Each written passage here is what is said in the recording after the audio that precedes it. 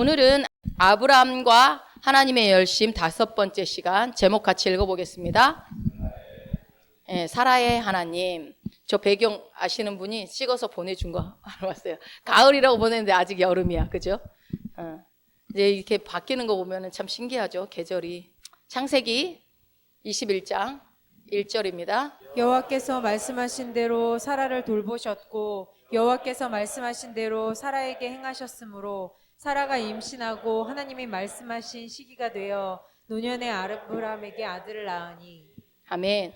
이번 시리즈는 계속 아브라함의 어떤 불순종과 하나님의 그 열심, 은혜 속에서 우리가 집중해야 될 것은 하나님의 은혜에 대해서 정말 집중하기를, 그런 마음으로 계속 지금 전하고 있는데, 신학의 관점에서 봤을 때는 항상 그 사람의 어떤 믿음의 관점으로 보거든요. 그 사람이 발휘했던 그 믿음의 관점. 그렇게 보다 보니까 그 사람이 했던 그런 과정들, 살아왔던 과정들보다는 결과론적으로 얘기를 많이 하죠. 그래서 아브라함이 100세에 얻은 아들을, 이삭을 딱 바친 사건이 너무 임팩트 있는 거예요. 그렇죠? 너무 강렬하기 때문에 우리 안에 아브라함 하면은 믿음의 조상, 그 대단한 믿음을 갖고 하나님께 축복 많이 받은 사람. 그리고 갈라디아에서에 보면은 3장 29절인가요? 너희가 아브라함의 후손이냐? 그럼 약속대로 유업을 이을 자다라고 막 그런 아브라함에 대한 대단한 말씀들이 있기 때문에 우리는 아브라함이 굉장히 대단한 사람이라고 생각을 합니다. 물론 대단하기도 하죠. 그러나 우리가 지금 이때까지 봐왔던 것으로 봤을 때는, 그 사람의 행위를 봤을 때는 어떻습니까? 과연 이 사람이 정말 믿음의 조상이라는 자격을 받을 수 있는 사람인가? 우리가 평가할 수는 없지만 아브라함이니까 100세 아들을 바쳤지 라고 얘기할 정도의 사람은 아니었다라는 거죠. 저 사람이니까 했고 나는 못하고, 그게 아니라는 거죠. 어쨌든 우리가 실제 우리가 머릿속에 갖고 있는 어떤 그 사람에 대한 생각과 말씀은 정말 더 정직하게 봤을 때는 다르다라는 거. 근데 오늘은, 그동안 우리가 계속 아브라함에 대해서만 얘기하지만 오늘은 조금 성경을 여러분 좀 다양하게 여러 관점으로 보는 게 굉장히 여러분에게 묵상에 유익이 됩니다. 그래서 오늘은 누구의 입장에서? 사라의 입장에서 똑같은 말씀을 보는 거예요. 그래서 사라의 하나님은 도대체 어떤 하나님이었는가? 그리고 사실은 내용은 다른 것 같지만 주제는 하나입니다. 그래서 여러분 들으시면서 그동안 했던 설교는 다 무효고 새롭게 얘기하나? 이렇게 들을 수도 있지만 그렇지 않다. 주제는 항상 똑같다라는 것을 이해하시고 들으셨으면 좋겠습니다. 그래서 우리가 이제 살아가다 보면 지금 이제 사라에 대한 얘기를 할 텐데, 이해가 안 되는 일들을 우리가 많이 접하게 돼요. 도저히 이해가 안 되는 일들이 일어나죠, 삶 가운데서. 그게 육신적인 것이든 영적인 것이든, 그죠? 많아요. 그럴 때 예를 들면 성경에서는 요셉을 생각해 볼 때, 요셉이 노예로 팔려가죠. 형들의 모함에 의해서 노예로 팔려갔는데, 그래서 어디로 집으로 가요? 보디발의 집에 노예로 갔습니다. 근데 거기서 어떻게 돼요? 보디발의 아내의 음욕으로 인해서 오해를 받고 감옥으로 또 가요. 아니, 요셉이 무슨 잘못을 했나요? 아무런 잘못도 안 했어. 오히려 그 집에 유익을 줬단 말이에요. 그런데 왜 감옥을 가야 합니까? 정말 정치범들이나 가는 그 감옥으로, 그죠? 그래서 요셉이 감옥에 간 사건들을 예정론자들은 뭐라고 얘기를 하냐면요, 뭐라고 얘기할 것 같아요? 그렇지, 그렇게 얘기해요. 요셉이 감옥에 간 것은 총리가 되기 위한 하나님의 뜻이었다라고 얘기를 합니다. 맞습니까? 맞을 수도 있고 틀릴 수도 있겠죠. 어쨌든 그렇게 해석해요. 근데 왜 그렇게 해석하냐 이거예요. 요셉이 총리 되기 위해서, 그거는 요셉이 감옥 간 건 하나님의 뜻이었어 라고 말하는 것은 왜 그렇게 말을 할까요? 여러분, 왜 그렇게 말을 하는 것 같아요? 우리는 결과를 알고 성경을 보니까 또 그렇게 얘기하지만 이해가 안 되잖아요. 그 사람이 그렇게까지 될 이유는 없잖아요. 계속 일이 안 되니까, 이해가 안 되니까 그렇게 말하는 거예요. 여러분, 아담과 하와가 최초의 인간인데, 이 최초의 인간이 하나님 만들어 놓고 에덴 동산에서 지내다가 그들이 금세 타락을 해버려요. 그래가지고 세상 자체가 죄로 물든 세상으로 만들어지죠. 그래서 아담과 하와 이외에는 아무도 타락 전에 세상을 본 적이 없어요. 여러분 본 적 있어요? 아무도 없어요. 그래서 타락 전에, 죄가 물들기 전에 세상에 대해서 아는 사람이 아무도 없습니다. 우리는 태어나 보니 이미 세상은 타락해 있고, 나도 태어나면서 또 본성이 죄성을 가지고 태어나게 돼 있고, 타락한 세상에 죄성을 가진 죄인의 본성을 가지고 살아가게 되었단 말이에요.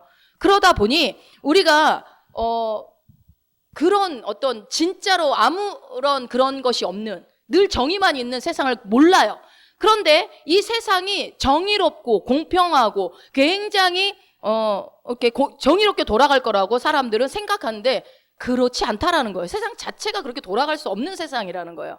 그런데 그래서 많은 사람들이 그래요. 누군가가 법정에서 유죄 판결을 받으면 정치적으로든 뭐든 받으면은 그냥 그 결과를 그냥 그대로 믿어요. 그래서 이 사람이 그래 그 사람이 죄졌으니까 저 판결을 받았겠지. 합당하겠지. 그러면은 성경에서 요셉이 그런 결과 감옥으로 가야 될 만큼 합당한 죄를 졌나요? 아니죠. 예수님은요. 십자가에 죽을 만큼 그렇게 큰 죄를 졌나요? 아니잖아요. 그래서 이 세상은 타락했고 죄로 물들었고 그렇기 때문에 뭐가 없냐면 정의가 없습니다. 이 세상은. 사람들은 정의를 계속 외치지만 정의롭지 않아요. 오직 누구만 정의로우시죠? 우리 하나님만 정의로우세요. 하나님만. 믿으십니까? 네, 우리 하나님만 정의로우세요. 그러다 보니까 이 세상에 사는, 왜 이 얘기를 하냐면요. 정의롭지 못한 세상에 살고 있다 보니까 이해되지 않는 일들이 일어난다 그 얘기를 하는 거예요. 우리가 이해할 수 없는 일들이 세상에 너무 많이 일어난다. 그러면 그런 일들이 하나님이 하신 일이냐. 이거 주일날도 제가 교리 첫 번째 시간 하나님의 그 신성, 신관에 대한 얘기를 하면서 말씀을 드렸죠. 사람들이 하나님을 오해한다. 왜 오해하느냐? 잘못된 교리를 갖고 있기 때문이다라고 했죠. 그래서 근데 사람들이 또 오해하는 게 뭐예요? 하나님을 오해하기도 하지만 또 하나 오해하는 게 뭐예요? 세상이 정의롭게 될 것이다. 정의롭게 세상은 공평하다라고 생각하는 거. 여러분 세상 공평한가요? 누가 봐도 안 공평해요? 자, 이 잘못된 생각에서 근데 많은 사람들이 정의가 추구될 수 있을 거라고 믿는 사람들이 많아요. 근데 그래서 어떻게 돼요? 만약에 뭔가 이해되지 않는 일이 일어나면 누구 탓을 하시죠? 그래서 이거 다? 네, 하나님 탓. 하나님이 다 꾸민 일이라고. 이거 다 하나님이 계획한 일이야. 하나님이 꾸민 일이야. 라고 얘기해요. 그렇게 해야 왜 그렇게 말할까요, 사람들이? 그래야 계산이 되거든요. 이게 그래야 속이 편해. 누군가 탓할 사람이 있어야 속이 편해요, 인간은. 그쵸? 그래서 무조건 다 하나님이 꾸민 일이라고 얘기를 해버려요. 자, 예를 들면 이렇게 쉽게 얘기하면 이래요. 어린애들이 보는 만화 영화 있잖아요. 만화 영화. 우리도 다 어릴 때 봤지. 만화 영화에 보면 여러분 나쁜 놈은 잘생겼나요? 못생겼나요? 못생겼어요. 좋은 놈은요. 예, 잘생기고 이뻐요. 그렇죠? 그렇지. 그 공주가 못생긴 일이 거의 별로 없어요. 그렇죠? 왜요? 왜 그렇게 만들까요? 만화는? 애들은 분별력이 없어요. 뭐가 선이고 악인지 이런 걸 잘 모르니까 뭘로 구별하게 만들어져요? 이 생긴 걸로 구별시키는 거예요. 생긴 걸로. 그래서 아이들이 보는 모든 만화의 주제는 뭡니까? 네 글자. 권선, 징악. 그렇죠? 글쎄요. 착한 사람은 나중에 다 잘 되고 악한 사람은 나중에 다 벌 받고. 여러분 세상이 만화 같나요? 그렇지 않죠. 세상은 권선징악으로 이루어지지 않아요. 그렇죠. 그래서 성경에서는 이제 이 영적으로 미성숙한 사람들, 신앙적으로 미성숙한 사람들을 어린아이라고 표현해요. 지금 어린아이의 특징에 대해서 제가 말씀을 드렸어요. 이렇게 어린아이라고 말하는데 이런 어린아이와 같은 신앙의 수준에 머물러 있는 사람들은 어떻게 생각하냐면요. 세상 사람들은 세상에서 안 되는 사람들은 다 뭔가 이유가 있어서 안 됐다라고 생각을 합니다. 다 그 사람이 잘못해서 그렇다라고 생각을 해요. 반드시 원인을 얘기를 해요. 그리고 잘 되는 사람은요. 그 사람은 지가 잘했으니까 그랬다라고 생각을 합니다. 여러분 이런 생각 우리 안에도 다 있을걸요? 그죠? 그러나 이것은 성경적이지 않습니다. 그러니까 아까 얘기했잖아요. 요셉은, 예수님은. 그렇잖아요? 이건 정말 미성숙한 생각이에요. 어린아이들은 그렇게 생각할 수 있어요. 자, 이런 생각을 가지고 있는 사람들한테 이런 생각을 가지고 있으면요. 착한 사람이, 선한 사람이 어려움을 겪으면요. 이해가 돼야 안 돼요, 이게. 이게 이해가 안 되는 거예요. 이런 어린아이 같은 생각을 갖고 있으면. 그리고, 잘 안 되는 모습. 정말 안타까운 모습들이 정말 저 사람은 저러면 안 되는데 하는 일들을 볼 때 이해가 안 되는 거죠. 그래서 애들한테 야 사실은 이 못생긴 사람이 착한 사람이고 악하게 생긴 사람이 착한 사람이고 이렇게 이쁘고 잘생긴 이 사람이 진짜는 나쁜 사람이야 말해주면 애들이 받아들일까 안 받아들일까? 안 받아들여요. 울어버릴걸요? 이 공주가 나쁜 년이다 라고 얘기해버리면 아마 깜짝 놀라면서 받아들이지 않을 거예요. 왜 그래요? 이게 계산이 안 돼요. 이미 갖고 있는 그 틀의 생각 때문에 이게 계산이 안 되는 거, 받아들여지지 않는 거예요.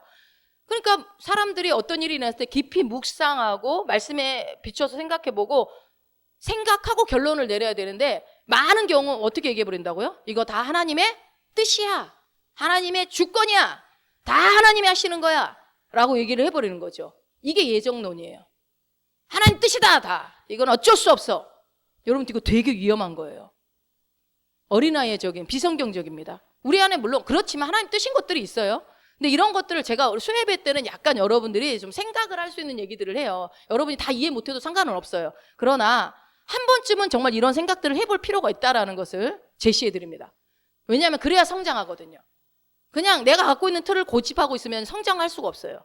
유연한 생각을 가지고 말씀을 좀 들으셨으면 좋겠어요. 그래서 그렇게 그런 생각들을 가지고 있는 사람한테 하나님의 뜻과 섭리에 대해서 설명을 하잖아요. 그러면 어려워요. 이해를 못해요. 굉장히 어려워요. 아까 말씀드린 것처럼 어린애한테 저 예쁜 공주가 나쁜 년이야 라고 얘기를 하면은 이해를 못한다니까요. 아니라고. 저 못생긴 제가 나쁜 놈이라고 끝까지 우겨대는 거예요. 도무지 못 받아들이는 것처럼 어린아이들 머릿속에 어떻게 해요? 이미 예쁜 사람은 착한 애, 못생긴 사람은 나쁜 애, 이게 각인되어져 있는 거죠. 처음부터 단추가 잘못 여러분 우리 그리스도인들이 처음부터 단추가 잘못 끼워져서 성경을 보기 때문에 하나님 오해하는 게 많다는 그 얘기를 하려고 그러는 거예요. 그래서 그런 생각을 가지고 있는 사람들은 성경이 이해가 안 되는 게 너무 많아요. 성경이 이해가 안 되니까 뭐라고 얘기한다고요? 요셉이 감옥에 간 거는 하나님 뜻이야. 총리가 되려면 갔어야지 라고 얘기를 해버려요. 우리는 결과를 아니까 그런가 보다라고 얘기할 수 있지만 그게 여러분 하나님 뜻이 맞나요? 감옥에 가는 게 하나님 뜻이었나요, 요셉이? 여러분 다 그렇게 생각하고 있었죠. 자, 이 생각이요. 아닙니다, 여러분. 그것은 하나님의 뜻이었기 때문에 감옥에 가는 게 아닙니다라고 제가 여러분 앞에서 아무리 말씀을 드려도 여러분 잘 안 바뀔 거예요. 애들처럼. 애들이 갖고 있는 그 각인된 생각 때문에. 지금 그런가? 하지만 또 생각이 잘 안 바뀌어요. 다 하나님이 하신 거야. 또 이렇게 얘기를 해요. 자, 내가 성숙하지 못해서 그럴 수 있고요. 아니면 주일날 말씀드려 잘못된 교리를 갖고 있으면 절대 안 바뀌어요. 그래서 우리가 올바른 교리를 아는 것이 굉장히 중요하죠. 그래서 제가 여러분에게 말씀드리는 것 중에 어떤 분들은 부딪히는 얘기도 있을 거예요. 이건 저건 못 받아들이겠어. 저건 이해가 안 돼. 저건 왜 저렇게 말을 하지 하는 것들도 있을 것 같아요. 그렇지만 여러분이 조금 마음을 열고 조금 더 우리가 좀 생각하는 훈련을 가져야 돼요. 묵상하는 훈련을. 그러면 성령께서 더 깨닫게 해주세요. 말씀의 더 깊은 지혜 가운데. 그래서 지혜와 계시의 영을 하나님이 열어주셔야 우리가 할 수 있듯이 그거를 깨달을 수 있다라는 거예요. 그래서 오늘은 우리가 그동안 봤던 창세기와 사도행전을 계속 봐왔죠. 아브라함의 그 길을 봐왔는데 거기서 사라의 입장에서 한번 보면은 성경이 전혀 또 다르게 보이는 거예요. 우리는 계속 그동안 뭐예요? 아브라함의 입장으로만 봤죠. 사라의 입장에서는 지금 우리는 창세기에서 아브라함이 주인공이라고 생각을 해요. 그죠? 그러나 사라도 그 사라의 인생에서는 누가 주인공이에요? 사라가 주인공이죠. 네. 그 사라의 주인공의 입장에서 한번 보자는 거예요, 말씀을. 자, 그러면 간단하게 요약을 해보면 사라가 메소포타미아에서 살고 있었어요. 근데 어느 날 남편이 와가지고 그래요. 내가 하나님이라는 어떤 신이 나타나셔서 말씀을 하셨는데 여기를 본토 친척 아비집을 떠나서 내가 너에게 지시할 땅으로 가라고 가나안 땅으로 가라고 했다라고 얘기를 해요. 그래서 자기는 듣지 못했는데 남편이 음성을 들었다고 하니까 알겠다고. 그러면은 본토 친척 아비집을 떠나라고 했으니까 남편하고 둘이 떠나겠구나 생각을 하고 있었어요. 그죠? 여러분이 사라 입장에서 한번 들어보세요. 그랬더니 그런데 갑자기 누가? 시아버지가 나타나가지고 가자 또 이러는 거예요. 분명히 남편은 본토 친척 아비집을 떠나라고 그랬다고 했는데 왜 우리 시아버지가 그러지? 근데 사실 시아버지기도 하지만 뭐예요? 누구예요? 데라는? 아버지기도 해요. 근데 나 이거 거짓말 같아. 아무리 생각해도 아브라함이 이때까지 우리가 봐한 행태로는 이게 왜냐하면 여러분 사라가 이복 누이 동생이라는 건 아브라함의 고백 외에는 증거가 하나도 없어요. 창세기에는 뭐라고 돼 있어요? 사라는 데라의 며느리라고 설명이 돼 있거든요.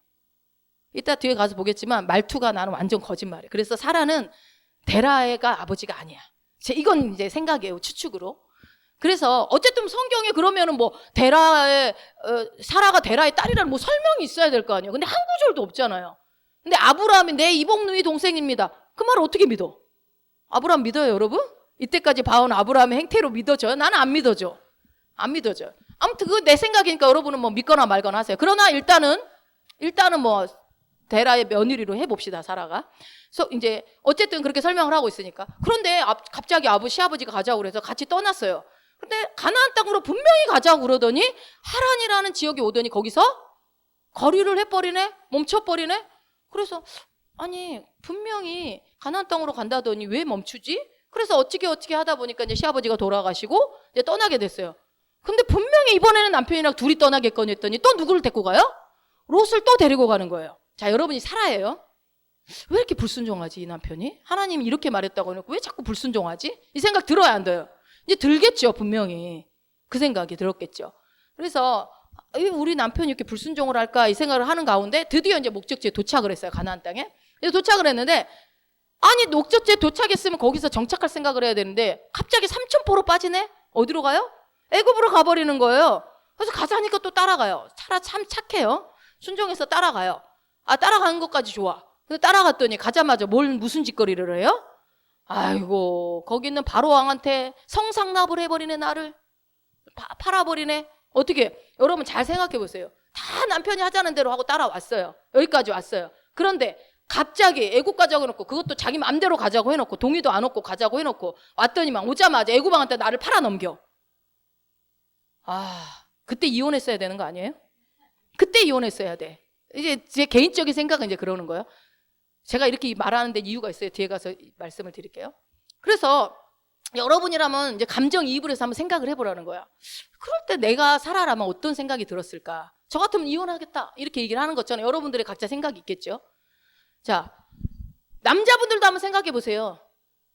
아내가 자기 살겠다고 나를 딴 여자한테 팔아넘겨. 좋아할래나? 아니, 할머니한테 팔아넘겨. 노예로 팔아넘겨. 그럼 어때요? 좋아요? 어쨌든 자기 살겠다고 팔아넘기는 거예요.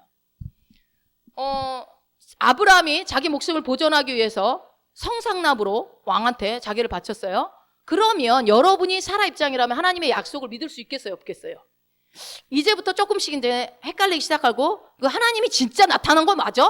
이제 의심이 들기 시작할 것 같아요. 여러분 이렇게 생각하면서 그 말씀을 입체적으로 보면 굉장히 말씀이 더 계시가 많이 올리니까 입체적으로 봐보세요. 분명히 나는 열방의 어머니로 하나님 만들겠다고 했고 많은 민족을 만들어주겠다고 했는데 갑자기 나를 성노예로 어떤 창녀 취급을 하면서 남편 때문에 졸지에 타락한 여자가 돼버렸어요. 좋아요? 자매님들? 살려요, 죽여요? 남편을 죽여야지. 그죠? 죽여야 돼. 잠잘 때 몰래 가서 죽여야 돼.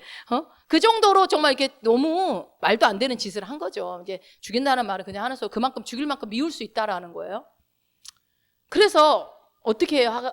이 사라가 애굽에서 받았던 그 노비 하가를 그냥 남편한테 주면서 그렇게 애가 하나님이 애 준다고 했는데 그 애 안 나니까 여기까지 왔냐? 이건 제 얘기입니다. 막 생각이 들어서 그러면 애 낳아라! 하가를 누구를 던져줘요? 하가를 넣어주니까 뿅! 누가 나와요? 이스마엘이 나와. 그래가지고 이스마엘이 나가니까 도대체 그때는 이제는 내가 이 사람의 와이프인지 종인지 뭔지 내 정체성인지 흔들리기 시작해. 그럴 것 같아요? 안 그럴 것 같아요? 내가 이 자리에 계속 있어야 되나 말아야 되나 이런 생각이 들겠죠. 산전, 수전, 공중전 다 겪으면서 이제 세월이 지나요. 그러다가 드디어 이제 세월이 흘렀는데 어느 날 또 어디로 가요? 그랄 왕한테 가가지고 나를 또 한 번 팔아넘기네. 여러분 이쯤 되면 어떻게 해야 돼요? 진짜 도장 찍어야지 이때는. 근데 사라의 입장에서 한번 말씀 보자면 사라가 얼마나 열방의 어머니가 되기까지 하나님을 신뢰했고 하나님의 인도하심을 받았고 그를 얼마나 하나님이 돌봤는지 그 얘기를 이제 차근차근 보자는 거예요. 자, 사도행전 말씀 보겠습니다. 7장 2절 3절. 우리 조상 아브라함이 하란에 있기 전 메소포타미아에 있을 때에 영광의 하나님이 그에게 보여 이르시되 내 고향과 친척을 떠나 내가 내게 보일 땅으로 가라 하시니. 이건 갑자기 어느 날 최다 집사님 잘 들어요? 원종근 집사님이 아프리카로 선교사로 나가라고 하나님 그랬다. 오늘 당장 우리는 다 정리하고 나가야 된다. 이번 달 안으로 나가야 된다. 아멘 할렐루야 할 거야. 그렇게라고 생각하고 싶지만 너무 뜬금없잖아요. 너무 뜬금없어요. 내가 살던 곳을 떠나서 가라니 뭘 하는지는 안 알려줘. 그냥 가야 된대. 그러면 여러분 황당하잖아요. 근데요 사라는 이걸 받아들여요. 대단한 여자인 거예요. 받아들여요. 남편을 존중했나 봐요. 자, 창세기 11장 31절. 데라가 그 아들 아브람과 하란의 아들인 그의 손자 롯과 그의 며느리 아브람의 아내 사레를 데리고 갈대아인의 우르를 떠나 가나안 땅으로 가고자 하더니 하란에 이르러 거기 거류하였으며. 네, 지금 여러분 여기서 사라 입장으로 계속 보라고 그랬어요. 지금 사라가 존중을 받고 있나요? 안 받고 있나요? 못 받고 있나요? 못 받고 있어, 전혀. 사라의 의견은 묻지도 않아. 아버지한테는 상의했는지는 모르겠는데 사라한테는 자기 가장 가까운 아내, 둘이서 떠나야 되는 그 아내의 의견은 존중받지 못하고 있어요. 얘기도 안 해요. 그래서 그냥 이렇게 살려고 했는데 배우자가 갑자기 하나님의 부르심으로 내 의견과 상관없이 내 삶의 방향이 바뀌었어요. 내 의견과 상관없이 갑자기 내 삶이 갑자기 내가 선교사가 돼야 되는 입장이 돼버린 거예요. 여러분 그거 이해가 됩니까? 이거 되게 이거 심각한 상황이에요. 내 인생이 갑자기 방향이 바뀌었는데 나는 그럴 생각도 없었는데 또 가나안 땅으로 가는 줄 알았더니 갑자기 하란에 머물러 버리네. 또 아버지까지 시아버지까지 같이 가더니만 이게 뭐야? 가는 거야 안 가는 거야? 그런 생각이 이제 들었겠죠. 그런데 창세기 12장 2절 내가 너로 큰 민족을 이루고 내게 복을 주어 내 이름을 창대하게 하리니 너는 복이 될지라. 이거 아브라함한테 하신 말씀이죠. 그러나 여기 안에는 누구의 부르심도 있어요? 네, 사라의 부르심도 있어요. 너로 큰 민족을 이루고 애를 낳는 거. 큰 민족을 이루려면 한 명이라도 아들을 낳아야 될 거 아니에요. 그 일은 누가 할 수 있어요? 아브라함 혼자 못하지. 그죠? 사라의 몸을 통해서 나오는 거기 때문에 여기에 사라의 부르심도 들어가 있단 말이에요. 근데 사라는 이제 애를 낳게 될 거라는 거죠. 하나님 말씀하신 그 약속에는. 그런데 사라가 애를 낳아야 되는데 사라는 선천적으로부터 불임이에요. 애를 아예 못 낳아요. 근데 사라가 그 약속을 받아들였다라는 거예요. 그러니까 따라갔죠. 엄청난 여자, 대단한 여자예요, 사라가. 그래서 믿음을 발휘해요. 엄청난 믿음을 발휘해서 남편을 따라갑니다. 자기 역할을 할 거는 다 했어요. 사라는 남편의 내 인생이 방향이 바뀌든 어디든 그냥 반항하지 않고 순응해서 따라갑니다. 그런데 목적지에 잘 도착해 놓은 남편이 갑자기 왜 삼천포로 빠지냐고, 갈 필요도 없는 애굽으로 왜 가냐는 거예요. 근데 갔더니 가자마자 나를 팔아넘겨요. 너가 너무 이뻐서 내가 죽을 수도 있을 것 같아. 아니 예쁜 게 내 잘못이에요? 아니 내가 선택했어요? 내가 애굽을 선택했어요. 내 얼굴을 내가 선택했어요. 어떻게 태어나면서부터 이쁜 걸 어쩌라고. 근데 그것이 너 때문에 내가 죽게 생겼다라고 얘기를 해요. 여러분 감정이입을 계속 하라고요. 기분 나빠요 안 나빠요? 아 정말 너무 황당하잖아요. 너무너무 황당하잖아요. 그런데 자 12장 13절 원하건대 그대는 나의 누이라 하라. 그러면 내가 그대로 말미암아 안전하고 내 목숨이 그대로 말미암아 보존되리라 하니라. 여러분 거짓말 같죠? 그죠? 이복누이라는 거 거짓말인 것 같지 않아요? 여기서 지금 거짓말을 만들어내잖아요. 그대는 나의 누이라 하라. 그렇게 말하지 않고 진짜 누이면 어떻게 해야 돼요? 너는 원래 내 누이니까 그냥 잠깐 그냥 누이라고 하면 안 될까? 결혼까지는 했다고 하지 말고. 근데 여기서 그때는 나의 누이라 하라. 아무리 읽어봐도요. 이 거짓말 같아. 계획한 거 사기치고 있는 것 같아요. 이복누이 동생 아닌 것 같아요. 아무튼 뭐라 그래요? 야, 나 좀 살게 너 좀 희생해. 이렇게 요구를 하잖아요. 그래서 그럼 여러분 어떻게 하실래요? 제다 집사 내 여동생이라고 하자. 내가 살아야 되겠다. 오케이? 전 절대 안 해요. 제 성격은 절대 안 합니다. 너가 죽어 그냥. 그럴 것 같아요. 그냥 너가 죽어. 나 좀 살게 네 목숨 좀 갖다 바치자. 밖에 막 도둑이 들어왔어요. 우리 나 살게 너 나가서 네가 도둑한테 맞아 죽어. 그리고 남편 내보내버려 막. 아 내가 문 잠가버려 못 들어오게. 내보내. 그러면 그 아내랑 살고 싶어요 계속. 근데 한 번도 아니고 두 번이나 또 들어왔어. 또 보내. 네가 죽어. 네. 여러분 내가 의지하는 남편에 의해서 내가 다른 남자한테 성상납이 됐다니까요. 자매님들 아무리 이해하려 해도 이건 도무지 이해가 안 되는 일인 거예요. 이거는 내 음성도 아니고 마귀의 음성도 아니고 하나님이 음성이라고 믿고 싶었던 것도 아니고 분명한 하나님의 음성을 듣고 따라가는 일인데 일이 그러면 잘 되기는커녕 어떻게 되고 있는 거예요? 죄다 막 꼬이고 결국 뭐 어떻게 해요? 성상납하는 이치까지 왔어. 그러면 하나님의 약속이 절대 안 믿어질 것 같아요. 저 같으면 하나님이 진짜 있기는 하나 이 생각까지 들 것 같아. 이거 여러분 느낌이 안 오죠? 이런 남자가 있을 수 없으니까 사실은. 근데 그래서 예종론자들이 이제 여기서 뭐라고 그러냐면 하나님은 당신의 뜻을 이루기 위해서 당신을 성상납하도록 하게 하셨던 겁니다. 맞습니까? 결국은? 그 말이 안 되잖아요. 이거 실제 있는 얘기인데 어떤 선교사님이 이제 탈북민 돕는 여자 선교사님이 이제 베트남으로 이렇게 옮겨가지고 들어오잖아요. 탈북한 사람들을. 근데 베트남에 이제 들어가게 됐대요. 근데 거기서 이제 그거를 지키는 군인들이 있더래요. 그래서 이제 그 군인들의 눈을 피해서 빠져나가려고 유혹을 하려고, 군인들을 유혹을 하려고 화장을 진하게 하고 짧은 치마를 입고 갔다는 거예요. 그런데 결국은 잡혔어요. 근데 그 방법은 여러분 하나님 주신 방법일까요? 그 군인을 유혹해야겠다라는 거. 어떻게 하든 살아야 되잖아. 유혹도 할 수 있는 거 아니에요? 그러니까 잘 한번 들어보시고 판단을 해보세요. 근데 어쨌든 잡혔어요. 잡혔는데 군인들이 한 명씩 들어오는데 뭘 요구하는지 알겠더래요. 그래서 그 순간 내가 그때 근데 이 선교사님, 여자 선교사님 신혼이었대요. 결혼한 지 얼마 안 돼. 근데 그 순간에 드는 생각이 내가 이 한 번 바쳐서 저 많은 탈북민들을 살리는 게 하나님 뜻이 아닐까? 이 생각이 들었대요. 여러분 맞아요? 여러분도 그런 생각이 들 것 같아요? 그래서 고민하고 갈등했대요. 순간 어떻게 할 것인가. 그런데 이분이 잘못된 교리를 갖고 있었기 때문에 그 생각은 들 수 있었을런지 모르는데 성령이 함께 하셨기 때문에 지혜를 주셔서 이렇게 잔돈을 주면서 그 사람들한테 그게 큰 돈이었대요. 그래서 돈을 줘가지고 빠져나와가지고 살아났다는, 이게 실제 이제 있었던 일인데, 그래서 어찌 됐건 간에 그분이, 그 여자 선교사님, 지금 최근에 탈북민이 얼마 안 된 일이죠. 이 21세기에 일어난 이게 왜 이런 생각이 들었겠어요? 내 한 번 바쳐서 저들을 구해야겠다. 되게 괜찮은 생각인 것 같죠. 하나님이 그렇게 하라고 했을 것 같다고 생각해. 실제로 만약에 그렇게 했다면 나중에 이거 하나님이 하라고 하신 일이라고 본인이 갖고 만약에 그걸로 상처받았다면 다 하나님이 원망하지 않겠어요? 이게 잘못된 신관이라는 거예요. 하나님에 대한 잘못된 신관. 하나님에 대한 잘못된 교리를 갖고 있으면 그렇게 생각할 수 있다는 거예요. 내 몸 하나 바쳐서 저들을 살리자. 요즘 같은 시대에도 이런 생각을 하는 사람들이 있는데, 여러분 4,000년 전에 이 사라가 있었던 이 4,000년 전에 하나님이 나에게 약속하신 그 약속을 이루시기 위해서 나를 성상납시키시는구나. 남편이 열방의 아비가 될 사람이기 때문에 남편을 위해서 내가 이 한번 바쳐야 되는구나 라는 생각을 할 수도 있을 것 같아요. 당시에 뭐 말씀을 배운 것도 아니고. 그런데 만약에 여러분 봐봐요. 바른 교리를 알고 있으면 아니야, 이거는 잘못된 생각이야. 하나님이 나를 성상납으로 바치실 분이 아니야 라는 것을 알고 결론을 내리면 내 삶에 일어나는 이 상황들이 이해가 돼요, 안 돼요?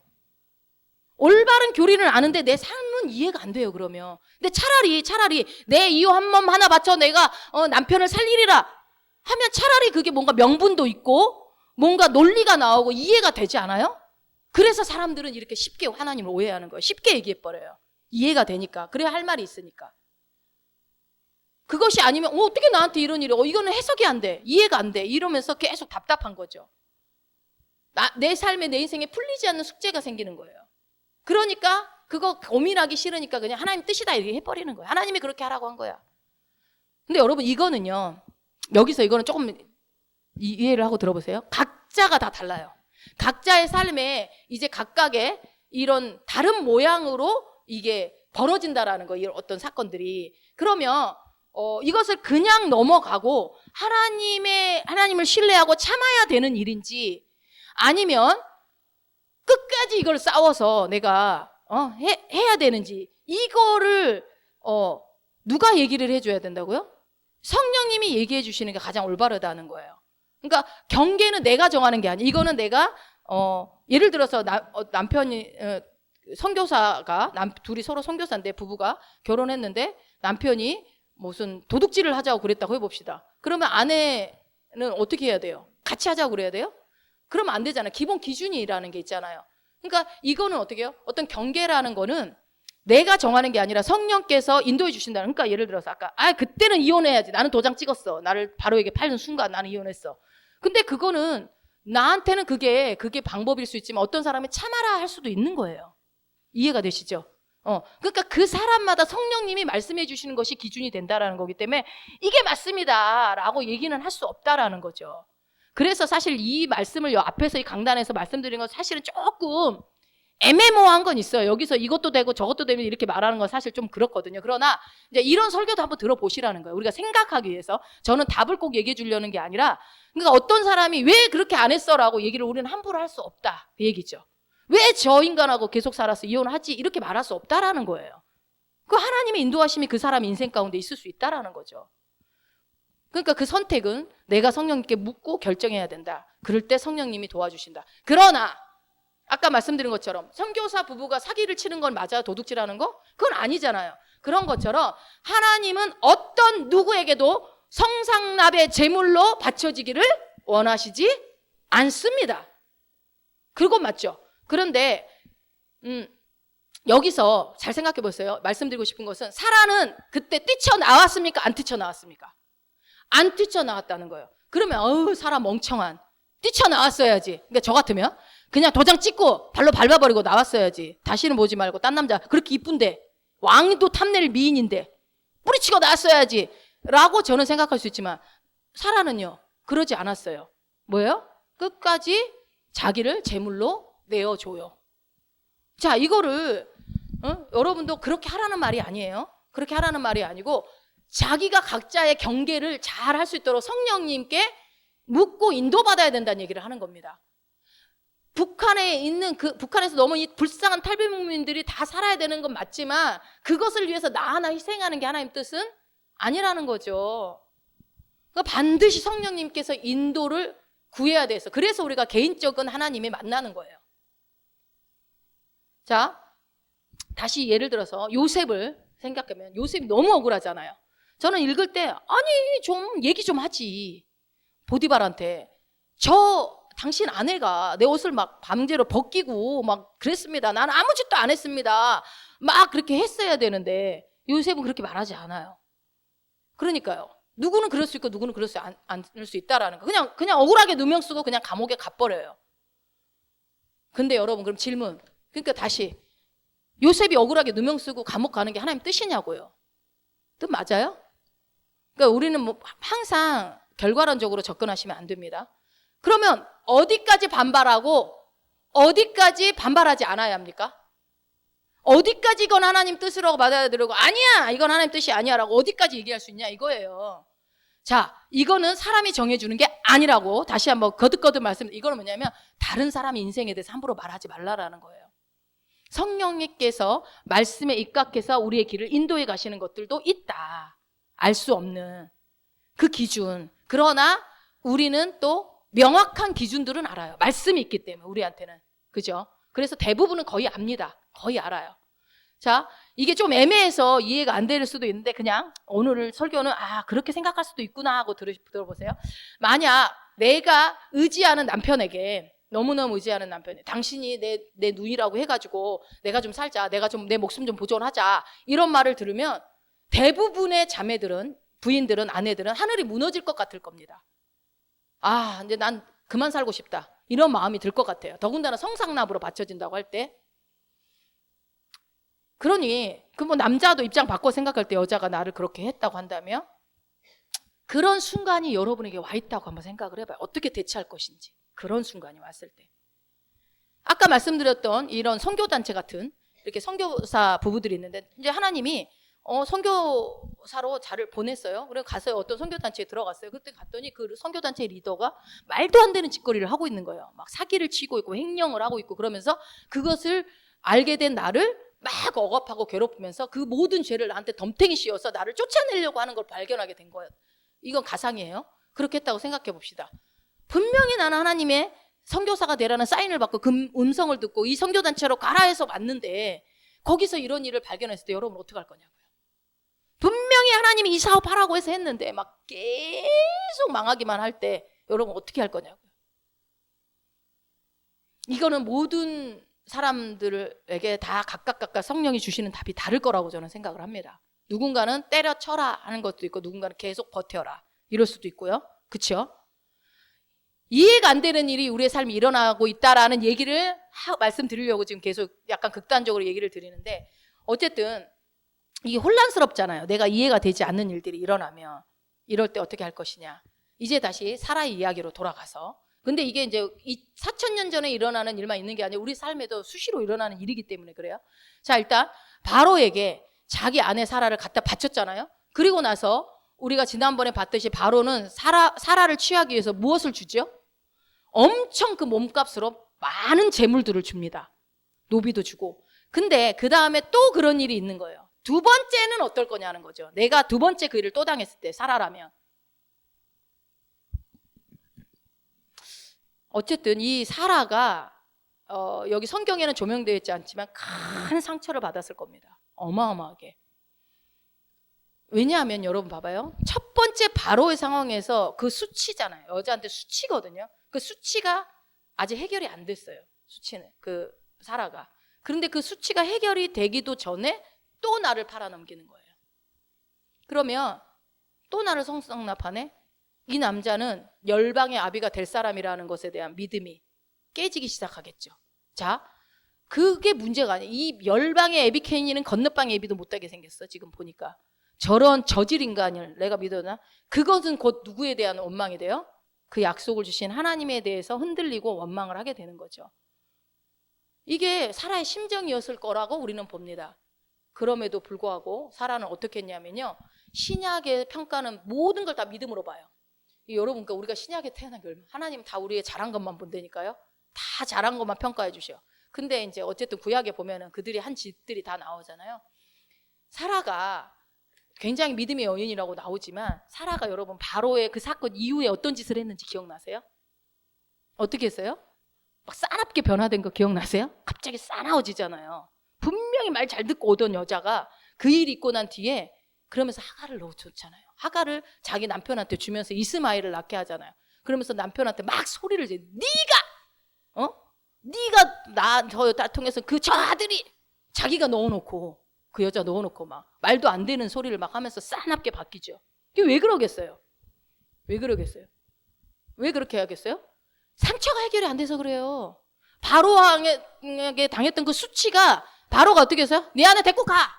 그냥 그걸로 끝내버렸잖아요. 해결을 안 해줬잖아요. 그 수치를 벗겨주지 않았잖아요. 그러니까 그 사라가 그 심정을 가지고 가다 보니까 거기서 자기를 몸값으로 받은 하갈을 보니까 꼴보기 싫어요, 이뻐요? 꼴보기 싫지 않겠어요? 그냥 해놓고 난데 애 나온 거 보니까 이제 그때는 더 못 견디겠는 거예요. 이스마엘을 보니까. 그러니까 남편을 막 구박하는 거야. 저 여자 내 쫓아라. 저 애를 어떡할 거냐. 같이 난 못 산다. 막 히스테릭하게. 막 성경이 너무 입체적으로 보이지 않아요? 내가 살아라고 하면 난 다 뒤집어 엎어놨을 거예요, 아마. 그래서. 그럼 뭐라 그래요? 이런 상황에서 살아갈 수 있는 말은 이 아브라함한테 이 화상아! 이 왼수야. 이렇게 나와야죠. 이 왼수.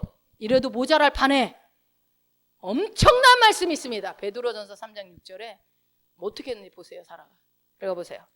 사라가 아브라함을 주라 칭하여 순종한 것 같이 너희는 선을 행하고 아무 두려운 일에도 놀라지 아니하면 그의 딸이 된 것이니라. 여러분 이렇게 할 수 있어요? 아브라함을 주라 칭했대요. 그런 인간을, 저질 인간을 주라 칭했대요. 아니 자기만 믿고 쫓아온 아내를 그렇게 팔아넘기는 남편을 뭘 주님이라고 해요? 그것도 한 번도 아니고 2번이나 성상납하는 남편한테 순종할 수, 여러분 같으면 순종할 수 있어요?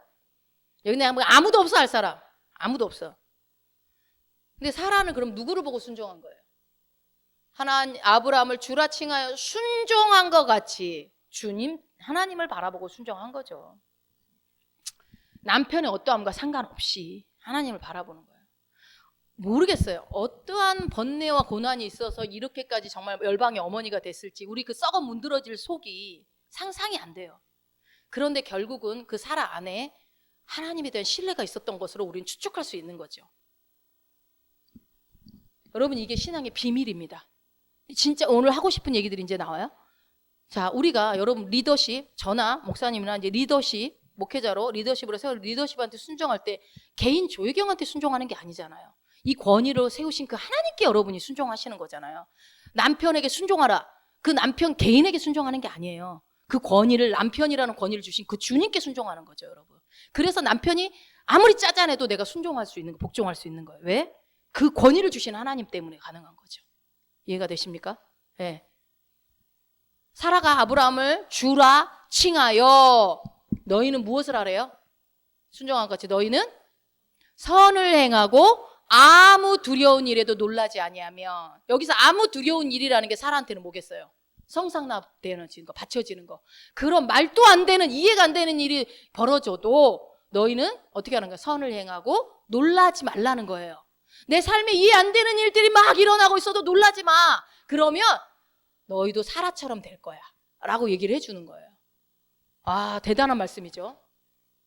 사라와 같은 자리가 된다. 이 놀라운 믿음의 이 여인이 어떻게 해서 된 것인지에 대한 설명이 이 베드로전서에 나오는 거예요. 그동안 우리가 사라 입장에서 말씀을 봤는데 하나님이 그럼 어떻게 돌봤는지 봅시다. 사라를 어떻게 돌봤는지. 창세기 12장 17절. 여호와께서 아브라함의 아내 사레의 일로 바로와 그 집에 큰 재앙을 내리신지라. 예, 어떻게 했다고요? 누구의 일로? 아브라함의 아내 사라의 일로 바로와 그 집에 재앙을 내려버려요. 그러니까 아브라함이 잘못을 저질렀는데 그 사라를 누가 지켜요? 하나님이 지키시는데 무슨 일을 일으키십니까? 바로하고 그 집에다가 큰 재앙을 내려버립니다. 하나님이 노하셨어요. 자, 계속 봐요. 바로가 아브라함을 불러서 이르되 내가 어찌하여 나에게 이렇게 행하였느냐? 내가 어찌하여 그를 내 아내라고 내게 말하지 아니하였느냐? 내가 어찌 그를 누이라 하여 내가 그를 데려다가 아내를 삼게 하였느냐? 내 아내가 여기 있으니 이제 데려가라 하고. 아멘. 이거 누가 하고 싶은 말일 것 같아요? 지금 바로가 했는데 사실은 누가 하고 싶은 말이에요? 그치, 사라가 할 말이죠. 사라가 바로한테 받쳐지기 전에 그렇게 하겠다고 할 때, 너를 받치겠다라고 할 때 당신 미친 거 아니야? 라고 했어야 되는 거죠. 나한테 어떻게 이럴 수 있어? 당신 남편 맞아? 나 사랑해? 막 이러면서 막 뭐라고 따졌어야 되는 거잖아. 근데 그 말을 못했어요, 사라가. 제물로 그냥 받쳐져요. 그랬더니 누가 대신 얘기를 해요? 왕이. 사라가 못한 얘기를 왕이 대신하게 합니다. 말을 하게 해요. 그러니까 내가 성령을 의지하면 누가요? 내가 지적질 안 해도 그 성령님이 그 사람한테 깨닫게 해주신다고요. 그러니까 굳이 막 뜯어고치려고 하지 마세요, 상대방. 성령님이 다 해주셔요. 우리가 애들을 막 어떻게든 고쳐서 내가 마음대로 아니요, 그렇게 안 해도 돼요. 그냥 주께 맡겨드리면 돼요. 자꾸 우리는 그 사람을 뜯어 고치려고 하는데 그렇지 않아요. 그 사람도 나를 고치신 하나님이 그 사람도 놀라운 계획을 갖고 계시기 때문에. 그리고 어떻게 해요? 내가 얘기하는 것보다 예수님, 성령님, 하나님의 영이 그 사람한테 직접 말하는 게 훨씬 효과가 커요. 내가 말하면 잔소리가 될 수 있지만 주님이 말하면 강력한 메시지가 되거든요.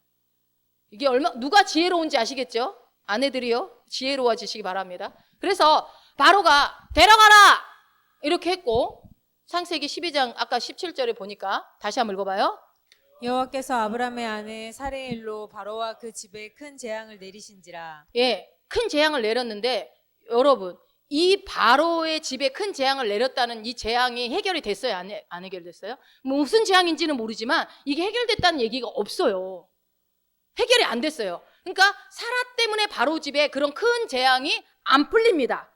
그러니까 저 때는 또 아브라함이 바로의 집을 위해서 기도해 줬다는 내용도 없어요. 그죠? 그러니까 해결이 안 된 거예요, 이 문제가. 그리고 바로가 사라의 억울함을 풀어줍니까? 안 풀어줍니까? 아무것도 안 주잖아요. 그냥 처음에 몸값 줄 때만, 처음에만 주고 나중에는 그냥 데려가라고 쫓아내버려요. 뭐예요? 그럼 사라는 여전히 그 수치를 그대로 감고 남편의 삶을 뒤따라가는 거예요. 그러니까 바로의 재앙도 그대로 있고 사라의 수치도 그대로 있고 문제가 아무것도 해결이 안 되는 거예요. 그러니까 나로 인해서 누군가에게 재앙이 일어나고 있으면요, 문이 안 닫힌 거예요. 그러니까 그게 해결이 안 된 거예요. 그래서 사라가 그 해결되지 않은 상처를 가지고 갔다 보니까 아브라함한테 막 싸나운 여자로 갑자기 바뀌어버리잖아요, 그 다음부터. 그래가지고 막 그게 다 뭐예요? 막 하갈이랑 싸우고 막 히스테릭하게 막 하는 장면이 우리는 그냥 사라 성격 이런가 보다 이렇게 쉽게 읽었는지는 모르겠지만 이것 때문인 거예요. 여기서 해결이 안 된 거예요. 상처를 해결하지 않고 내 인생에 계속 끌고 가면 그 상처가 나를 계속 건드려서 분리시키고 헤어지게 만들고 싸우게 만들고 서로 분노하게 만드는 일이 벌어지는 게 뭐예요? 상처 때문에, 해결되지 않은 상처 때문에. 이게 계속 진행돼요, 여러분. 인생에서 계속 끝나지 않아요. 하갈 때문에 산전수전 다 겪게 되죠. 자, 사라도 저렇게까지 이제 순종적이었는데 불구하고 해결되지 않은 상처가 있었다라는 거. 여러분, 그러니까 남편한테 이래라 저래라 하면서 믿음도 다 떨어졌을 겁니다. 하나님도 신뢰하지 않게 됐습니다. 약속 다 필요 없어. 열방의 엄마, 열방의 아버지, 야 사랑방 건너방 헤렙이나 잘해라. 그것도 못하는 주제 이러면서 막 이스마엘과 싸우고 막 하갈과 싸우고. 그래서 결국은 육신의 자녀 이스마엘을 낳게 돼버려요. 여러분, 아브라함이 잘못이죠. 그거 다 아브라함 때문에. 아브라함이 아내의 상처를 보듬어주지 못하니까 이스마엘이라는 육신의 자녀가 나타나서 끝까지 대적하는 자가 다 해버리잖아요. 그런데 지난 시간에 본 것처럼 그라랑 아비멜렉은 어떻게 했어요? 이 사람은 하나님의 어떤 예표라고 그랬잖아요. 그랬더 어떻게 했어요? 하나님께서 아비멜렉에게 직접 말씀을 하시죠. 읽어봅시다. 네. 그 밤에 하나님이 아비멜렉에게 현몽하시고 그에게 이르시되 내가 데려간 이 여인으로 말미암아 내가 죽으리니 그는 남편이 있는 여자임이라. 네, 유부녀에 대해서는 왕도 건드리면 안 돼요. 이게 하나님 뜻이에요. 유부녀는 왕 아니라 왕 하렙이라도 절대 건들면 안 되는 거예요. 자, 4절. 아비멜렉이 그 여인을 가까이 하지 아니하였으므로 그가 대답하되 주여 주께서 의로운 백성도 멸하시나이까. 아비멜렉이 아직 가까이 하지 않았다라는 것이 아비멜렉이 고민을 했을 수도 있어요. 뭔가 아니면 영적인 사람이었기 때문에 이거 이렇게 해도 되나 이런 생각을 했을 수 있어요. 그거를 보고 그렇게 하니까 하나님이 나타나잖아요. 여러분 어떤 일이 있을 때 그러니까 우리가 신중하게 기도하고 하는 게 필요하겠죠. 자, 하나님께 나타나 주십니다. 그리고 하나님이 꿈에 또 그에게 이르시되 내가 온전한 마음으로 이렇게 한 줄을 나도 알았으므로 너를 막아 내게 범죄하지 아니하게 하였나니 여인에게 가까이 하지 못하게 함이 이 때문이니라. 예, 하나님께서 아비멜렉의 마음에 어떻게 하셔가지고 역사를 하셔서 사라를 가까이 하지 못하도록 선을 써주세요. 하나님 도와주신다는 거. 그러니까 여러분 그 경건하게 그렇게 정말 하나님을 의지하고 사는 사람은 하나님이 말씀해 주신다라는 거겠죠. 그래서 근데 이거를 이때는요 모르겠어요. 사라가 아마도 이런 그런 1차의 그런 상처를 겪으면서 많은 생각들을 하지 않았을까 싶어요. 왜냐하면 이때는 스스로 아무것도 안 해요. 사라가 막 나서서 뭐 애를 하나 더 낳겠다 막 이런 일도 안 하고 그래요. 그러니까 자기 스스로 단돌이 하고 돌아다니지 않아요. 그 전의 모습하고 전혀 딴판입니다. 그게 뭐예요? 뭔가 하나님에 대한 신뢰가 있었던 것. 이게 세월이 많이 흘렀잖아요. 그 내년에 애기 준다고 했던 그 순간이잖아요. 그때 아마 이미 제가 생각해 아브라함보다 사라의 믿음이 더 성숙하지 않았을까. 사라는 하나님을 믿고 있었던 거예요. 그러니까 아무것도 안 합니다. 자기가 자기 스스로를 단돌이 하지 않아요. 이 문제를 해결하려고 나서지 않아요. 애굽에서는 어떻게 했어요? 해결하려고 하갈을 막 들이밀고 이스마엘 낳고 막 난리치고 남편한테 소리소리 지르고 막 그러잖아요. 내가 다 해결해 보겠다고 막 그렇게 하잖아요. 그런데 그리고 육신적으로 단돌이 하니까 무슨 일이 일어나요? 육신적인 일로 끝나버려서 해결이 안 돼요. 여전히 상처가 남아있게 돼버리고. 그래서 근데 내가 나서지 않으니까 지금 여기서 누가 나타나요? 하나님이 나타나시는 거예요. 자, 계속 봅니다. 아비멜렉이 아브라함을 불러서 그에게 이르되 내가 어찌하여 우리에게 이렇게 하느냐 내가 무슨 죄를 내게 범하였기에 내가 나와 내 나라가 큰 죄에 빠질 뻔하게 하였느냐 내가 합당하지 아니한 일을 내게 행하였도다 하고. 예, 이 얘기도 누가 하고 싶은 거예요? 사라가 하고 싶은 얘기잖아요. 또 왕이 대신해요. 참 우리 하나님은요 내가 말 못하는 거 알고 대신 해주신다니까요. 해줘요. 그래서 막 따지고 싶은데 뭐라고 따지고 싶어요? 이제는 당신 이 한 나라까지 망하게 하려고 하요? 나를 바쳐가지고 막 이렇게 얘기하고 어떻게 당신 아내의 나한테 내가 몇십 년을 나와 함께 살았는데 어떻게 나한테 내가 이렇게 밥해주고 뭐 했는데 어떻게 그럴 수 있어? 얼마나 할 말이 많겠어요. 얼마나. 그죠? 그 얘기를 누가 대신 다 해줘요? 아비멜렉 왕이 대신 해주는 거예요. 그렇게 아브라함을 아비멜렉이 신문을 하다가 결정적인 말을 합니다. 봅시다. 10절. 아비멜렉이 또 아브라함에게 이르되 내가 무슨 뜻으로 이렇게 하였느냐. 예, 무슨 뜻으로? 무슨 의도냐? 도대체 이렇게 하는 의도가 뭐냐 이거야. 의도가 이게 굉장히 중요한 질문을 왕이 하는 거예요. 만약에 이거를 사라가 아브라함한테 당신 도대체 이렇게 하는 의도가 뭐야? 라고 했으면은 뭐라고 했겠어요? 대충 둘러댔겠지. 뭐 어쩌고저쩌고 하면서. 그리고 귀도 아마 듣지도 않았을 거예요. 그런데 이 왕이 사라를 대신해서 결정적으로 너의 의도가 무엇이냐 도대체 너의 동기가 뭐냐. 바로와 다르죠.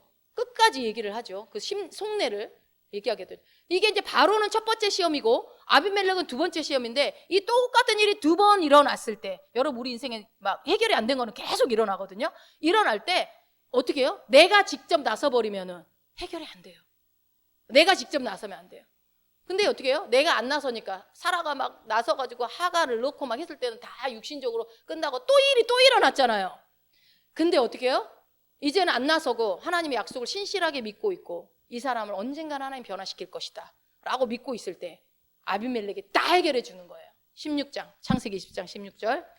사라에게 이르되 내가 은 1000개를 내 오라비에게 주어서 그것으로 너와 함께한 여러 사람 앞에서 내 수치를 가리게 하였노니 내 일이 다 해결되었느니라. 아멘. 내 일이 다 해결되었느니라. 사라가 오로지 아브라함 때문에 당한 수치를요 왕이 다 해결해 주는 겁니다. 내가 당한 수치를 주님은 알고 계신 거죠. 그래서 내 일이 다 해결됐다라고 해주십니다. 내가 나서지 않을 때, 하나님이 일할 수 있는 시간을 내어 드렸을 때. 여러분, 우리가 많은 경우요, 말씀을 믿는다고 하지만요, 다 내가 해결하려고 하는 경우 많아요. 특히나 따지고 있는 거 좋아하고 선후 따지고 논리적으로 따지고 뭐가 어쩌고 저쩌고 이렇게 잘 따지는 저 같은 스타일들이 위험합니다. 어떻게 해요? 하나님 일할 시간을 안 줄 수도 있어요. 잘 알아야 돼요. 따져가지고 반드시 명확하게 짚고 넘어가고 싶은 그런 성격들 있죠. 또 이것도 문제야. 다 나는 모르니까 하나님이 다 알아서 하시겠지. 막 슬렁슬렁. 그것도 심각해요. 이것도 문제예요. 근데 막 꼭 다 따지고 이건 반드시 해결해야 된다면서 내가 막 주님보다 앞서서 해결하려고 하는 것도 문제가 될 수 있다라는 겁니다. 이거는 각자의 하나님의 성령님의 인도를 받으셔야 됩니다. 그래서 내가 나서면 하나는 아셔야 돼요. 내가 나서면요, 하나님이 나설 틈이 없습니다. 여러분, 제가 이제 주변에 이렇게 말씀을 막 이렇게 따라오시고 이제 관리하시는 분들 이렇게 보면은 어떠냐면요, 그때는 막 할 때는 막 하나님이 하셨습니다 해놨다가 또 뭔 일이 닥치면요, 바로 내가 막 나서서 막 해요. 막 내가 다 해버려요. 다 해놓고 그리고 나서 만약에 됐잖아요. 그럼 그때서 하나님께 영광 이러면 하나님이 했다고 또 얘기하는데 내가 보기엔 진심으로 안 보여. 그건 안 됐을 때는 하나님 또 왜 안 됐냐고 또 막 이러고 그러거든요. 자, 우리의 삶에 일어난 어떤 이런 억울한 일이 일어났을 때 이건 이렇고 저건 저렇고 그건 이렇게 이게 논리적으로 따지고 싶은 일들이 우리 삶에 많아요. 솔직히 말해서. 여러분, 제가 살아라면 저는 이렇게 열방의 어머니는 못 됐을 것 같아요. 보면 따지고 싶어가지고. 근데 여러분, 꼭 참다 보면 시간이 좀 걸릴지는 모르겠고 또 반복될 수 있지만 주님이 해결해 주신다라는 거예요. 결국은 하나님이. 그래서 중요한 말씀이 나옵니다. 21장 1절. 여호와께서 말씀하신 대로 사라를 돌보셨고 여호와께서 말씀하신 대로 사라에게 행하셨으므로. 아멘. 여러분, 나를 돌보시는 분은 누굽니까? 남편이 아니에요. 나를 돌보는 사람은 남편이 아니에요. 하나님이 나를 돌보시는 겁니다. 그래서 이거를 여러분 이해하시면 인간관계가 굉장히 쉬워집니다. 우리는 어차피 신앙은 관계입니다. 관계의 문제예요. 이 땅에서만 이 관계입니다, 우리가. 근데 이 관계 속에서 어떻게 해요? 그 사람을 의지하는 게 아니라 나를 돌보시는 분이 따로 있다. 그분이 하나님이다. 그래서 나한테 그 사람이 어떻게 안 해도, 어떻게 해도, 나를 감옥에 보내도, 나를 성상납으로 내줘도, 그러거나 말거나 어떻게 해요? 그거는 나한테 더 이상 문제가 될 수 없다. 왜? 그 문제보다 더 크신 분이 누구니까? 하나님이시니까. 그래서 내가 나서서 단도리하고 저 사람을 고칠 필요 있다 없다? 없다라는 거예요. 하나님은 여러분에게 저 사람을 고치라는 그런 명령을 하시는 분이 아니세요. 가까운 관계일수록 특히나 여러분. 이게 어려워요, 사실. 근데 저도 이렇게 말하지만 어렵어요. 저도 자꾸 막 바꾸고 싶은 욕구가 있거든요. 상대방을 뜯어 고치고 싶은 마음이 자꾸 올라오거든요. 근데 그거 아닙니다, 여러분. 어렵지만 이렇게 해야 합니다. 아시겠죠? 그리고 말씀하신 대로 하나님께서 사라에게 행하시죠. 2절, 1절을 여러분 잘 보세요. 이렇게 하시고 행하셨으므로 그 다음에 보세요. 사라가 임신하고 하나님의 말씀하신 시기가 되어 노년의 아브라함에게 아들을 낳으니. 결국은 사라가 임신합니다. 엄청난 기적의 일이 일어나요. 이거를 신약에서는 어떻게 표현하는지 보세요. 히브리서 11장 11절.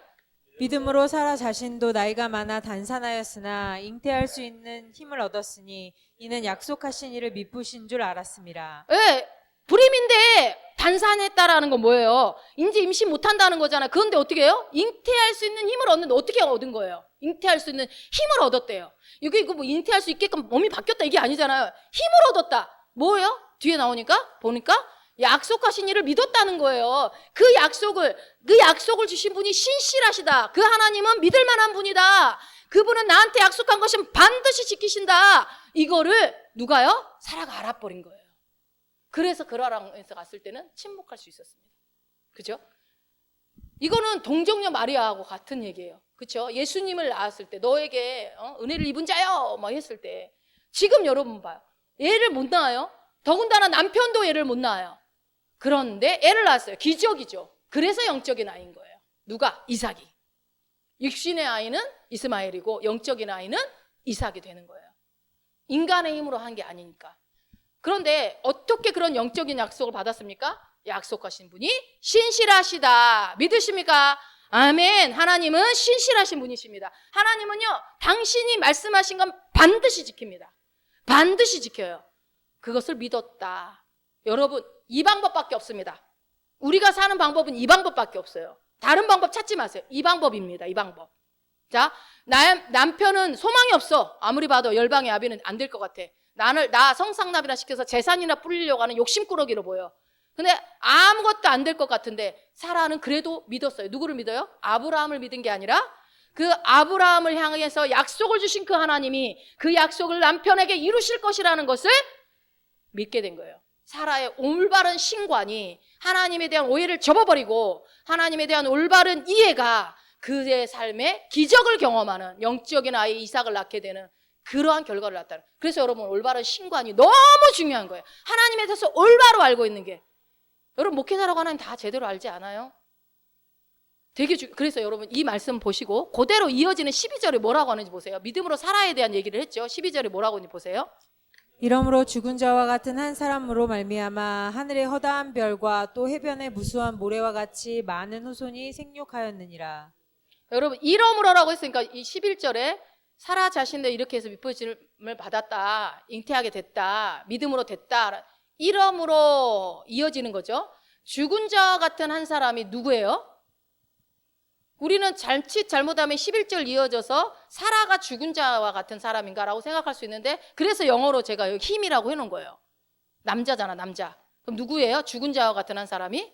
아브라함이죠, 아브라함. 예, 아브라함. 그러니까 약속을 아브라함한테 질서예요. 하나님의 질서. 아브라함이 잘나서 그런 게 아니에요. 하나님이 남편으로 세우신 질서. 그래서 약속을 받은 건 아브라함이잖아요. 그런데 이 하늘의 허다한 별과 또 해변의 무수한 모래와 같은 많은 후손은 누가 낳았어요? 누구 때문에 낳게 된 거예요? 봤잖아요. 누구 때문에 낳게 된 거예요? 사라 때문에 낳았다니까요. 사라 때문에. 근데 우리는 아브라함만 대단하게 믿음의 조상이라고 생각하죠? 아니요. 사라가 어마어마한 여자인 거예요. 그러니까 사라 때문에 이 일이 이루어진 거예요. 믿음의 조상에 아브라함은 누가 만든 거예요? 그러니까 사라가 만든 거예요. 사라가. 아브라함도 단산했고 사라도 단산했고 아브라함도 죽은 자와 같이 됐다는 건 뭐예요? 애를 못 낳는 남자가 되었다는 거예요. 늙어서 이제 더 이상 애를 못 낳는, 육신적으로 애를 낳을 수 없는 상황인데도 하늘의 허다한 별과 또 해변의 무수한 모래와 같은 많은 후손이 그 기적이, 그 놀라운 일들이 생겼다라는 거예요. 어떻게 해서? 육신을 믿은 것이 아니라 하나님을 믿었기 때문이다. 열방의 아버지가 되겠다라고 약속하신 그 하나님의 그 약속을 받았는데 그 후손을 생육하고 그대로 실제화시키게 만든 것은 사라라는 여인이라는, 하나님을 믿었던, 남편의 그런 모습에도 불구하고 끝까지 그 약속을 주신 하나님을 믿었던 그래서 여러분 사라가 얼마나 성경에 평가절하되어 있는지 몰라요.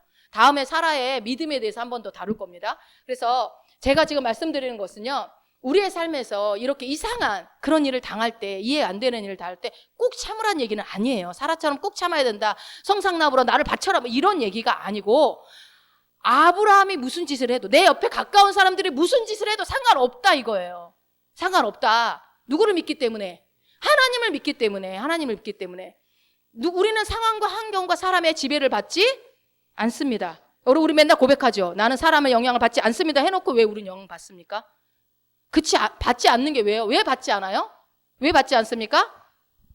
우리를, 나에게 약속을 주신 분이 있기 때문에 그래요. 나를 향한 내 인생에 놀라운 계획을 가지고 계시고 그 약속을 반드시 이루시는 신실하신 하나님이 있기 때문에, 나는 그분을 믿기 때문에 가능하다라는 거예요. 그래서 아브라함이 무슨 짓을 해도 나는 상관이 없습니다. 남편이 무슨 짓을 해도 하나님을 믿었기 때문에.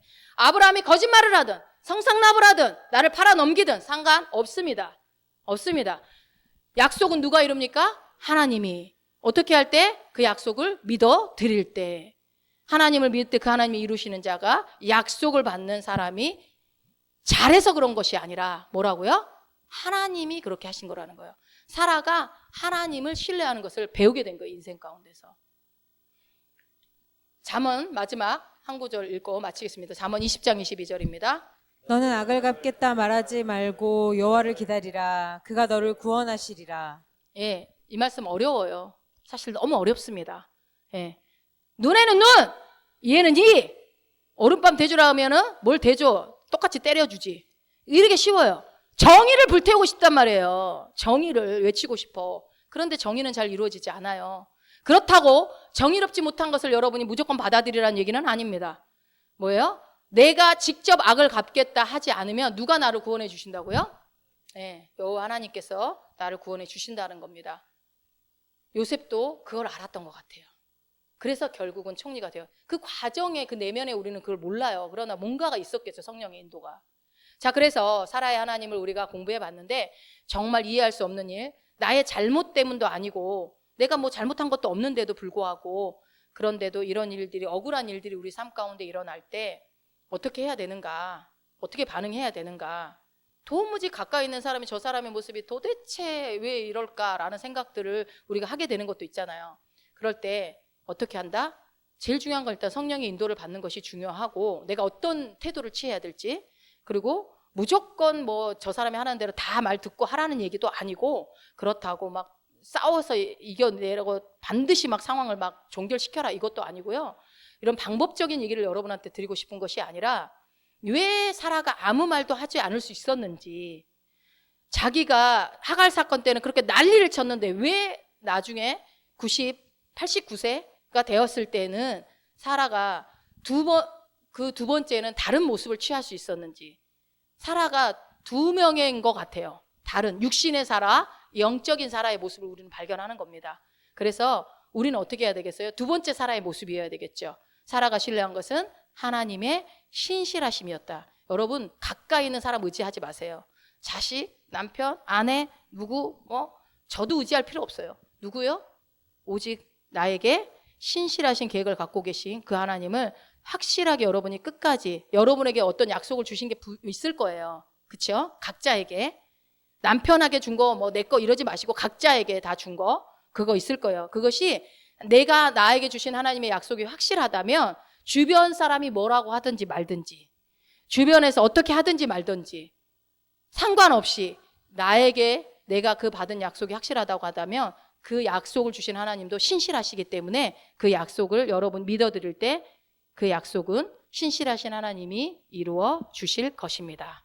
그런 삶을 삶 가운데 풀어지기를 선포합니다.